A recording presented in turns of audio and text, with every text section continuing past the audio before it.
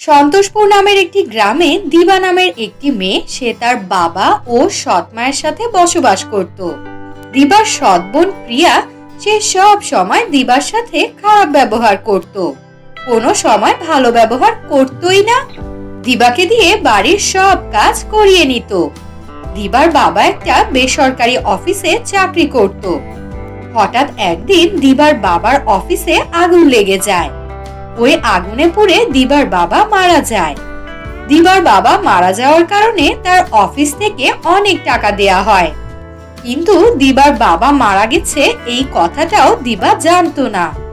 শোন প্রিয়া, ওর বাবা মারা যাওয়ার কারণে আমরা তো অনেকগুলো টাকা পেলাম, কিন্তু আমরা এই টাকার 1 টাকাও দিবাকে দিব না। দিবাকে কোনোভাবে জানতে দেওয়া যাবে না যে তার বাবা মারা গেছে। যদি জানতে পারে তবে এই টাকার ভাগ দেয়া লাগবে দিবাকে। ঠিক আছে মা। বিকালে প্রিয়া তার মাকে বলল, মা দিবা কোথায়? আমার রুমের জামা কাপড় সব অগোছালো হয়ে আছে, সব গোছাতে হবে। দিবাকে তাড়াতাড়ি বলো আমার রুম পরিষ্কার করতে। দিবা, এই দিবা, কোথায় তুই? এদিকে আয় তাড়াতাড়ি। আসছি মা। দিবা দৌড়ে তার সৎ মায়ের কাছে আসে। দিবা কোনো সময় তাদের কথার অমান্য করত না। প্রিয়ার রুমে যা আর গিয়ে ওর রুমে সব কিছু গুছিয়ে রাখ। দিবা প্রিয়ার রুমে এসে সব কিছু গুছিয়ে রাখলো। দেখতে দেখতে রাত হয়ে আসলো, কিন্তু দিবার বাবা বাড়ি ফিরছে না। এতে দিবার খুব চিন্তা হতে লাগলো। আর সে তখনই তার মায়ের কাছে আসলো আর তার মাকে বলল, মা, বাবা এখনো আসছে না কেন? এত দেরি হয় না তো বাবার আসতে? বাবা এখনো আসছে না কেন মা? একটু বলো তো, আমার তো খুব টেনশন হচ্ছে। তোর বাবা অফিসের কাজের জন্য দেশের বাইরে গেছে, তোকে এই নিয়ে কোনো চিন্তা করা লাগবে না। এখন যা রান্নাঘরে গিয়ে থালা বাসন পরিষ্কার কর। একদিন দিবার সৎ বোন প্রিয়া বলল, মা, তোমার কি কষ্ট হয় না বাবার জন্য? বাবা তো আর কোনোদিনও আমাদের মাসে ফিরে আসবে না। না না, আমার কখনোই কষ্ট হয় না, কারণ আমি কখনোই তোর বাবাকে ভালোবাসিনি। শুধু টাকার জন্যই তোর বাবার সাথে ছিলাম আমি। টাকাই তো আমার সবকিছু। তোর বাবা মারা গিয়ে আমার জন্য খুবই ভালো হয়েছে। তোর বাবা মারা যাওয়ার কারণে তার অফিস থেকে যত টাকা দিয়েছে, এই টাকা দিয়ে আমরা আরামে খুব সুন্দরভাবে দিন কাটাতে পারবো। যা হয় ভালোর জন্যই হয়। আমার কাছে তো খুবই ভালো লাগছে। হ্যাঁ হ্যাঁ মা, তুমি ঠিকই বলেছো, কিন্তু আমার যখন বিয়ে হবে তখন কিন্তু আমাকে অনেক গহনা দিতে হবে। হ্যাঁ মা, অবশ্যই দিব। এই সব কিছু তো শুধু তোরই জন্য। কিন্তু একটা কথা মনে রাখ, এই টাকার কথা যেন কোনোভাবে দিবা না জানে।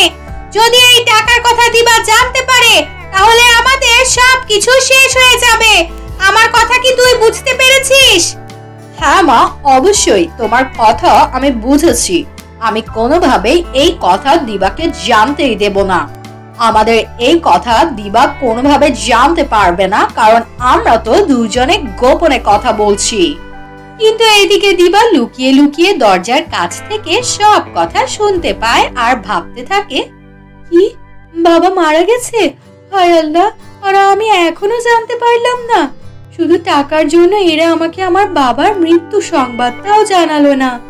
আমি আর এক মুহূর্ত এই বাড়িতে থাকবো না, কারণ যারা টাকার জন্য এমনটা করতে পারে, না জানি তারা আমার সাথে কিছু একটা করে ফেলবে। এদের ব্যাপারে তো আমার খুবই ভয় হচ্ছে। না না, আমার এখানে এক মুহূর্ত থাকা উচিত হবে না। দিবা ঠিক তখনই সে বাড়ি থেকে বের হয়ে চলে আসলো। একা একা দিবা রাস্তায় হাঁটছিল। কোন দিকে যাবে, কি করবে, কোথায় থাকবে, কি খাবে, সে কিছুই বুঝতে পারছিল না। সে এভাবে অনেক সময় হাঁটতে থাকে এবং হাঁটতে হাঁটতে সে কোনো এক সময় একটি জঙ্গলের মধ্যে চলে আসে। কিছু দূর আসতেই সে দেখতে পায় একজন বৃদ্ধা জঙ্গলের মধ্যে অসুস্থ অবস্থায় পড়ে আছে। সে কাছে এসে দেখতে পায় সেই বৃদ্ধা মহিলা খুবই অসুস্থ ছিল এবং সে তার পাশে দাঁড়ালো আর তাকে বলল, কি হয়েছে আপনার মা? আপনি এই গভীর জঙ্গলে একা একা পড়ে আছেন কেন? আপনার কি কোনো ছেলে মেয়ে নেই? আর কেই বা আপনাকে এখানে এভাবে ফেলে রেখে চলে গেছে? আমার একটা বড় অসুখ হয়েছে মা। আমার ছেলে মেয়েরা আমাকে এই জঙ্গলের মধ্যে ফেলে রেখে চলে গেছে। যে আমার কাছে আসবে তারও অসুখ হয়ে যাবে, তার কারণেই কেউ আমার কাছে আসে না। আপনি আর কোনো চিন্তা করবেন না ঠাকুমা, আমি তো আছি। আমি যেভাবেই হোক আপনাকে সুস্থ করে তুলবো। সেই দিন দিবা ওই বৃদ্ধ মহিলাকে একটি কুঁড়ে ঘরের মধ্যে নিয়ে আসলো আর তার ধীরে ধীরে অনেক সুন্দরভাবে যত্ন নিতে শুরু করলো। এভাবে সে তাকে অনেক দিন ধরে যত্ন নিল আর যত্ন নিতে নিতে সে সুস্থ হয়ে উঠল। দিবা যে খাল থেকে পানি সংগ্রহ করত, ওই খালের পানি শেষ হয়ে গেল। ওই খালের পানি শুকিয়ে যাওয়ার কারণে দিবা একদিন পানি নেয়ার জন্য একটি নদীর খোঁজ করতে লাগলো। অনেক খোঁজাখুঁজির পর সামনে দুইটা নদী দেখতে পেল এবং সেই নদী দুইটার মধ্যে একটা নদী ছিল সোনার নদী আর একটা নদী ছিল রূপার নদী। আশ্চর্য, এটা আবার কেমন কথা? নদী আবার সোনার ও রূপার হয় নাকি? এ তো দেখছি একটা সোনার নদী ও একটি রূপার নদী, কিন্তু আমি পানি নেব কোনটা থেকে? দিবা এমনটা মনে মনে ভাবছিল, ঠিক তখনই নদীরা কথা বলে উঠল। সোনার নদী বলল, তুমি আমার কাছে আসো, আমি তোমাকে অনেক অনেক সোনার মোহর দেব আর তোমার জীবনে যত দুঃখ কষ্ট আছে সব কিছু দূর হয়ে যাবে। তোমার জীবনে অভাব বলতে আর কোনো কিছুই থাকবে না। তারপরে রূপার নদী বলে উঠল, দিবা, তুমি ওর কথার উপরে ভিত্তি করে লোভ করো না, তুমি আমার কাছে এসো। আমি তোমাকে গরিব ও অসহায় মানুষদেরকে সাহায্য করতে দিব। অনেক গরিব ও অসহায় মানুষ আছে, তুমি তাদেরকে সাহায্য করতে পারবে। আমার কোনো চিন্তা ভাবনা করা লাগবে না, আমি বুঝতে পেরেছি। আমি গরিব ও অসহায় মানুষদেরকে সাহায্য করলেই অনেক খুশি। আমি লোভ করতে চাই না, আমি গরিব এবং অসহায় মানুষদেরকে সাহায্য করতে চাই। এই বলে দিবা রূপার নদীর কাছে আসলো আর সাথে সাথে সবকিছু পরিবর্তন হয়ে গেল। দিবা একটি কোষাগারের মধ্যে চলে আসলো আর তার জামার উপর জামা হয়ে গেল। তুমি খুবই ভালো মনের মানুষ, এটা তোমার জন্য উপহার। তুমি এই রূপার লেহেঙ্গার কাছে যা যা চাইবে, রূপার লেহেঙ্গা তোমাকে তাই তাই দেবে। এখন থেকে তোমার জীবনে আর কোনো অভাব এবং দুঃখ থাকবে না। তোমার জীবন এখন আনন্দে ভরপুর হয়ে যাবে। দিবা খুবই খুশি হয় এবং সে বলে, আমি খুবই খুশি হয়েছি, তোমাকে অসংখ্য ধন্যবাদ। রূপার নদী, আমি এখন থেকে কি গরিব এবং অসহায় মানুষদের পাশে দাঁড়াতে পারবো? হ্যাঁ হ্যাঁ, অবশ্যই পারবে। তুমি এখন থেকে গরিব এবং অসহায় মানুষদেরকে সাহায্য করতে পারবে।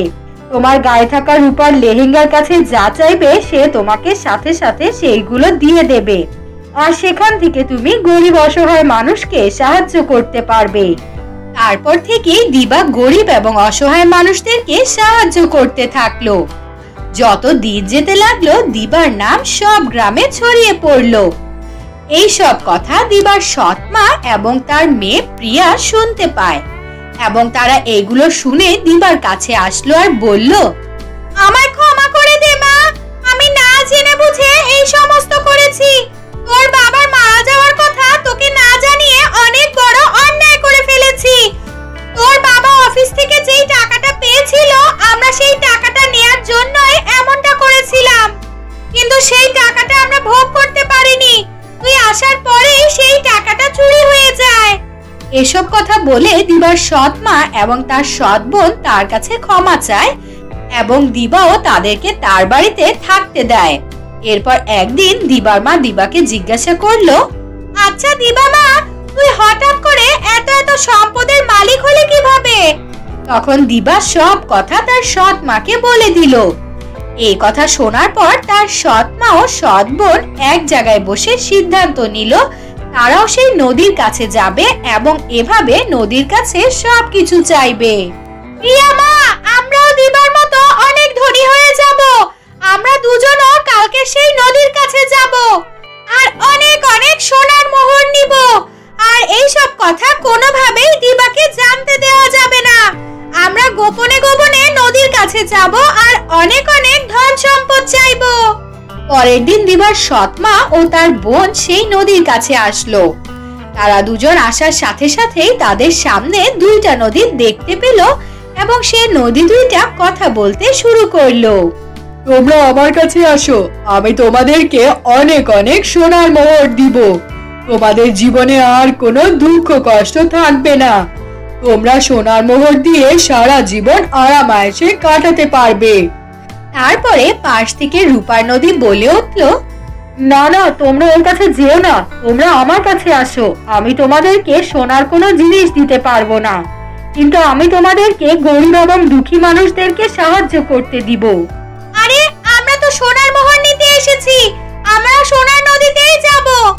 গরিব অসহায় মানুষকে সাহায্য করে আর কি লাভ? এই বলে তারা দুজনেই সোনার নদীতে গেল। যাওয়ার সাথে সাথে তারা কালো কুচকুচে হয়ে মারা গেল। এদিকে সুখে শান্তিতে অনেক আনন্দের সাথে দিবা দিন কাটাতে লাগলো।